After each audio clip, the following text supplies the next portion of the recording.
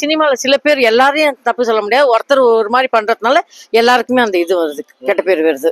சினிமால அரசாங்கம் இவங்களை கேர்ஃபுல்லா நடத்தணும், அவ்வளவு. பெண்களுக்கு எதிராக நடக்கிற பாலியல் வன்கொடுமைன்றது காலம் ஆக ஆக குறைஞ்ச பாடல அதிகமாயிட்டே தான் போகுது. ரீசெண்டா கேரளா திரையுலகில் ஒரு பெரிய ஒரு ஷாக்கான ஒரு நியூஸ் நடந்திருக்கு. அதாவது அங்க இருக்கிற சக நடிகைகளுக்கு கூட நடிக்கிற மூத்த நடிகர்களே பாலியல் தொந்தரவு கொடுக்கறதா சில புகார் நடந்திருக்கு. அப்படி இருக்கும்போது ஒரு சாதாரண நம்ம ஊர் பெண்மணி இது மாதிரி சினிமா நடக்கிற இந்த பாலியல் தொந்தரவுகளை பத்தி என்ன சொல்றாங்க, அதை தடுக்கிறதுக்கு என்ன பண்ணலாம் அரசாங்கன்றது அவங்க கருத்துக்களை ஷேர் பண்ணிக்கிறாங்க. இந்த வீடியோ பாருங்க, கண்டிப்பா உங்களுக்கு ரொம்ப பிடிக்கும். அதுக்கு முன்னாடி நம்ம சேனலை சப்ஸ்கிரைப் பண்ணாம தான் மறக்காம பண்ணிடுங்க.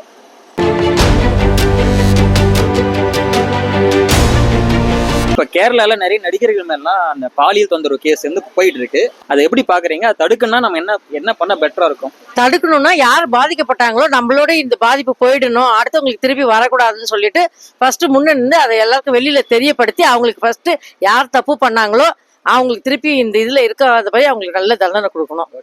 சினிமா மட்டும் ஏன் ஸ்பெசிஃபிக்கா அந்த மாதிரி பிரச்சனை அப்பப்போ வந்துட்டு இருக்கு? அதுக்கு உண்மையிலே இருக்கா இல்ல நிறைய பேர் மறைக்கிறாங்களா? அது மறைக்கவும் செய்யறாங்க. ஆனா சினிமால சில பேர் எல்லாரையும் தப்பு சொல்ல முடியாது. ஒருத்தர் ஒரு மாதிரி பண்றதுனால எல்லாருக்குமே அந்த இது வருது, கெட்ட பேர் வருது.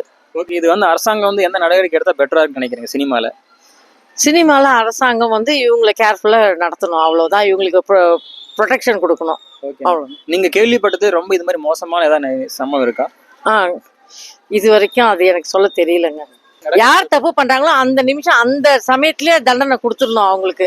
அவங்க லைஃப் போயிடும் சொல்லிட்டு பயப்படுறாங்கல்ல, அது எப்படி பாக்குறீங்க? அது லைஃப் போயிடும்லாம் பார்க்க கூடாது. நமக்கு நடந்தது இன்னொருத்தருக்கு நடக்க கூடாது சொல்லிட்டு அப்பயே வெளியில சொல்லிடணும். இப்ப நிறைய இது வந்துருச்சு, நிறைய வந்துருச்சு. அதனால யாருக்கும் எதுவும் பயப்பட வேணாம். திருப்பி அவங்களுக்கு அந்த பாதிப்பு வரும்னு நினைக்கவே வேணாம். திருப்பி அவங்களுக்கு அந்த பாதிப்பு வந்தா இவங்களாலதான் வந்ததுன்னு கண்டிப்பா எடுத்துருவாங்க. அதனால பயப்படவே வேணாம், முன்னாடி நேர்ல சொல்லிடலாம்.